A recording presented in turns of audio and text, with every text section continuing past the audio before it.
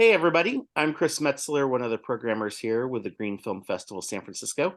Thank you for joining us. As you know, we try to bring some of the most kind of interesting, unusual, and just cool films about our planet to here in the Bay Area and get a chance to share with you. You've had a chance to see one of either two great films, or maybe both, Dormouse Detectives and A Rhino's Life. And it just so happens to be that after we programmed it, we realized that the same team made them. And so it's kind of cool to get a chance to talk about both these films. And welcome, Rosie and Roland. How are y'all doing today? We are Thank doing you. great. Welcome. Welcome to the festival too. Thank you. We're well. Cool. Can you kind of each of you individually share a little bit of your background and then how you all collaborated on these projects? Okay, Roland, do you want to start out? No, please first. Okay. Okay, so my name is Rosie Koch. I'm a biologist by training, but I always wanted to do also natural history movies. I just didn't know how to get into that field. So I studied naked mowrats first. And and then I finally managed to switch careers. And I think for the past almost 20 years now, I'm making natural history movies. And recently, my first also science movie, that's the Dormouse Detective. So I kind of went back to my roots, if you will, talk to scientists all day long for that particular project. But then the Rhino's Life is kind of the big thing for a natural history filmmaker, just sitting out there in Africa watching rhinos all day for months at a time. And so yeah, my dreams are all fulfilled with these two movies that you're gonna see. Well, I approached my career from the camera side. I went to a camera school in Berlin. There it all started. And from there, I passed through all kind of documentary subject-wise and finally ended in wildlife and in connection between humans and nature as a subject. And yeah, Rosie and me, we met on the field and continued to work together from there and started our film projects together. But I also do projects with other colleagues, and I have been on all continents. So I'm enthusiastic for the foxes in front of our house door, as well as penguins, or in this case, especially the rhinos, who came very close to my and Rosie's heart. Okay, awesome. Well, very cool. Well, maybe a good place to kind of start is how do you choose your topics? I mean, both of these are films are kind of very different, but at the same time, I think there's some, shared sensibilities. But yeah, how do you wind up deciding that these are, that there's a film here and that you're going to kind of take that leap of faith to make them? I think I can talk about the Dormouse Detectives, and that the way I find the ideas for projects is that I go, when I have a little time, I do a little research online, I check out like just basically newspapers, and I go into the science section and see what is going on just very recently. And in this case, I found in Germany that there's this project where conservationists and scientists work together directly, like not one after the other, but directly, like a project where they work on together.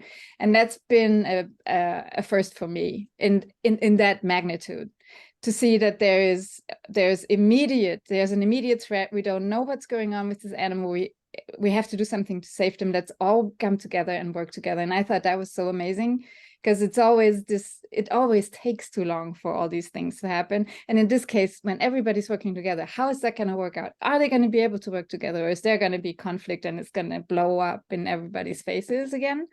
So this is what I wanted to check out and find out. And I found a bunch of very, very great people, very nice people, very dedicated people that really work together to try to save this animal, like a mammal in Germany that is facing extinction, which is in itself kind of crazy if you really think about it. so yeah, that's how I found this particular topic. And I think Roland could probably tell us about how we got into the rhinos. Well, the rhinos, is another story, how you meet a story that started with an encounter years ago of a really little orphanage rhino I met in a sanctuary close to Nairobi. And it knocked me off this little power package, how liveful and crazy and funny this little one was, compared, especially if you have seen before, the adults who are kind of slow, majestic, walking in the savannah, and you think, how can it change from this little package of dynamite to this sophisticated, calm, archaic, big, massive, dragon-looking mammoths? And I thought that's interesting. That's interesting to tell. And I also thought and discussed with Rosie that once you hear something about rhinos, it's always about the drama happening with their killing for the horn. And you don't really see something usually in the natural history films. You see maybe a minute of rhinos between the predators, who are always kind of the main actors. So they're kind of known and on the same time unknown in what they really do. And we thought that's a point to start. And that's how we applied for this idea and pitched it. And also thought, well, for saving the rhino's life, it's always a strong bonding if you get an emotional attachment to this species. That helps a lot. And finally, we are kind of hoping that at some point this film going to be shown on the in the Asian countries, because that's where the most danger comes from. Yeah, well, it's an interesting way to capture your inspiration, because both films were a little bit different than what you might expect, if you read the synopsis, and it was kind of like things were kind of turned inside out, and so there's an intimacy to both stories. I think that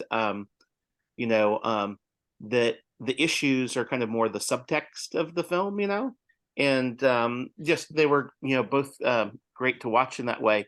I know one of the things that many people always ask or wonder with like kind of natural history or films that kind of involve wildlife. I mean, what are some of the kind of techniques and approaches to kind of capturing the animals in these environments? I mean, Rosie, you kind of alluded to lots of patience, I think. But yeah, I mean, what's the strategy there? And, how much of it is just, putting yourself in the right situation and luck, or how do you kind of like develop these kind of relationships or situations to get what's needed to be in a film?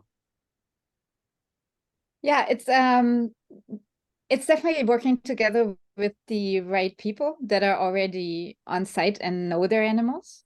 And then it's kind of starting from scratch often.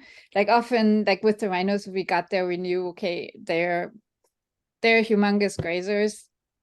Let's see what happens, right? And we knew that Malaika was gonna have a baby soon, very soon, they said. But we ended up walking behind her for 18 days. Every day they told us the baby's gonna come. It didn't. It didn't come for 3 weeks. And that's how you get to know an animal. I mean, we were there with her 12 hours a day, and we watched her continuously for that entire time. You start learning about her manners, what she's gonna be doing, you're gonna learn about her language, because she's talking to all the other rhinos there and to her 2-year-old son that's always with her. So and then she's talking to us too. At some point you realize, okay, when she's lifting up her head and she's looking our direction, that means she'd rather be where we are very, very soon. So we should better move, You know, you immediately learn they're very polite animals. They tell you ahead of time what they're planning, and then you have plenty of time to move out of the way or do whatever they think they want you to do.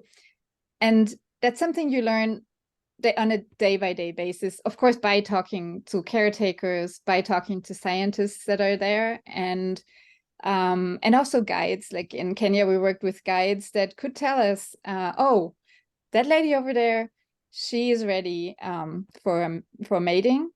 How can you tell? No scientist could tell us that. Like the guide told us, he's like, oh yeah, I know it, because you look for this sign and that sign, and it was true. A day later, there was the mating, and it was that lady.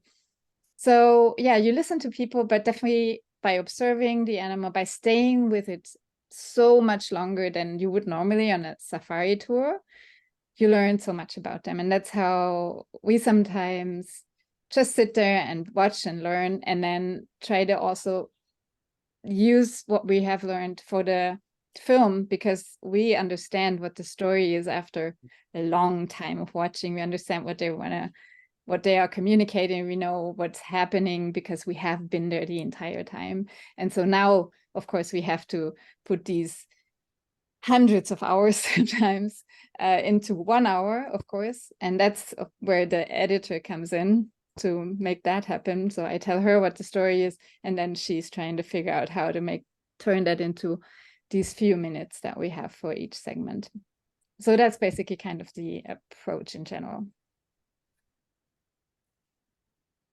In filming, Roland, I mean, is there what's the biggest difference between filming animals and, I guess, another animal, a human, in regards to observational wise? Well, it's a good question if there is a big difference. In some point, there is no difference, because both might be shy and distrust you about your purposes. So you need to get a connection and a trust. It doesn't matter if that being has 2 legs or 4 or wings. That's one basic. Of course, with people, you have the chance to ask them to repeat things. The animals definitely don't do that. And that means you get your chance, you mess it up, or you're lucky. Film-wise, the animals are tough teachers for successful filming. A practical aspect, I think, for successful work with animals is to at some point to become boring for the animals in front of the camera. So they on the savannah regard you as another weird kind of antelope standing there on a spot forever. So they continue their stuff and business. So this magic moment of being boring is a great basement for starting with filming good behavior of our main actors. That's neat. Do you Rosie, you kind of seem to allude to that, you find the story over the course of filming and then in the editing room. With both these films, was there something that kind of surprised you that you just would never have expected with the time that you either spent with the scientists, with Dormouse detectives, or even with Rhino's life once you were out there on the savannah? Well, with the rhinos, I guess the unexpected event was that the drama wasn't what we thought would be. We were setting out to film the life of a rhino in the sense that we started with the birth, and then we went up to 1 year of his life. But it turned out the drama is in of course, the birth, but then the older calf that has only known his life next to his mom, his life changing very much, and in an instant, basically, once the birth has taken place. And because we've gotten to know this older calf so well during the 3 weeks that we spent with him and his mom, we realized, oh, that's probably the story to tell. What happens to Elias, the older guy, when the baby is born. That was the surprise there.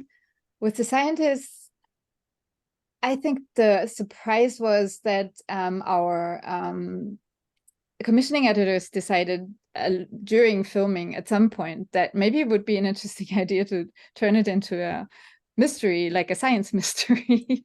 And we suddenly ended up having to get into the situation room, which we would have thought is the most boring thing in the world, like a Zoom conference. Excuse me, I mean, there can't be anything more boring in the world to show on TV. But we had to do it. That was the situation room. There was the corona. There were a few meetings in presence, and I think we managed to make it work, because then we were there for the presence ones. We set up a lot of cameras, and then there was a lot of editing, and of course it's only just 1 or 2 minutes at a time in the situation room, if you will.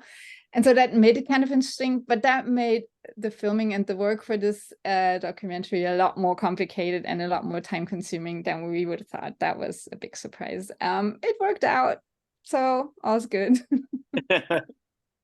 Well, very cool. It seems like there's a lot of serendipity involved in these things. Thank you again for making both these delightful films, and we'll look forward to seeing what the next films you make, and hopefully we'll get a chance to screen them at the festival again. Thanks again, Rosie and Roland. Thank you Thank you very so much. much for having us. It's fun. Have a great day, guys. Have a great festival. Thank you. You too. Thank you.